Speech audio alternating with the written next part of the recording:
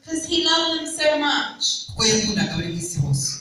He was with the sick people, the people who had diseases.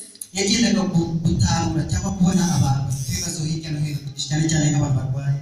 The tax collectors. Bamwe batangaga imisoro n'amahoro bakoresha ibikoro. The fishermen, the normal people. n'abandi bose bagendaga abarobyi n'abandi benshi batandukanye abagendaga atanga. And he loved them. yarabakundaga. He loved them so much. yabakundaga cyane. He gave his life for them. yatanze ubugingo ku bwabo. He showed them love. yaberetse urukundo. He always wants to show us his love. ashaka ko twe tugaragaza urukundo rwe ku bantu. His love never stops. urukundo rwe ntiruhagarara cyane icy'umupaka. We need to be like Jesus in the way we love people. tugomba kugaragaza umucyo wo gukunda abantu nk'uko Kristo yadukunze. Because the way Jesus loves people impamvu imwe Yesu yakundaga abantu cyangwa akunda abantu natwe ukashobora dukunda is he gave everything for them. nuko yabahaye iby'ingenzi cyangwa se byose kuri twe. I'm not saying give everything you have, no. ntabwo ari ukuvuga ngo ntibagire cyose ufite. But when you have something that you know you can give, aravuga ngo iyo uzi ko ufite ikintu ushobora gutanga in love, mu rukundo, it could be your time, cyaba aricyo gihe cyawe. it could be prayers, praying for someone, igomba kuba ari isengesho usengera mugenzi wawe, it could be helping someone with something. utanga imfashanyo cyangwa ufasha mugenzi wawe. There's many ways that we can show God's love. uburyo bwinshi butandukanye bwo kugaragaza cyangwa ushobora kwerekana urukundo. And one day a religious leader came to Jesus. umunsi umwe umwizerwa yaje kuri Yesu. And he said, what is the most important law of Moses? This is what the religious leader said.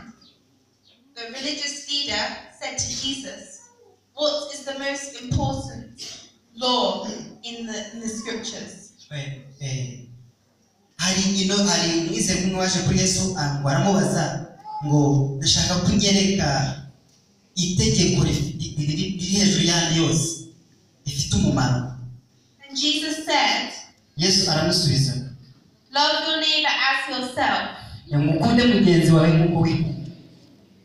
And what that means is icyo bisobanuye we should treat others and love them how we love ourselves. tugomba kugaragariza bagenzi bacu urukundo nk'uko natwe ubwacu twikunda.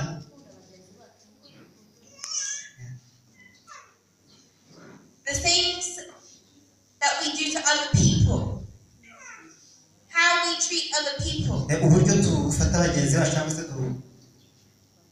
should be how we want to be treated. uburyo dufata bagenzi bacu ni nabwo buryo natwe ubwacu twagombye kwifata. We're an example of Jesus. urugero rwa Yesu. We can show Jesus to people. tugomba kugaragaza urugero rwiza rwa Yesu ku bantu. In our workplace. mu myanya dukoreramo cyangwa mu gihe cyacu dukoramo n'aho tugera hose muri sosiyete yose. In our community. hagati mu bantu uhura nabo. Everywhere we go. hose aho tujya.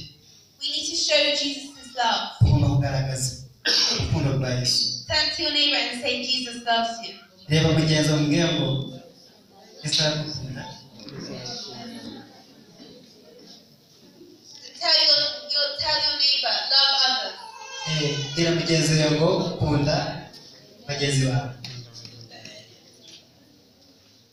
Everything God does buri kintu cyose Imana ikora is because He loves us. ni ukubera ko idukunda. God is a good God. Imana ni Imana nziza. He's a loving God. ni Imana y'urukundo. He's a kind God. He's a kind God. ni Imana y'imbabazi. We don't have to work hard for God to love us. ntabwo bisaba gukora cyane kugira ngo Imana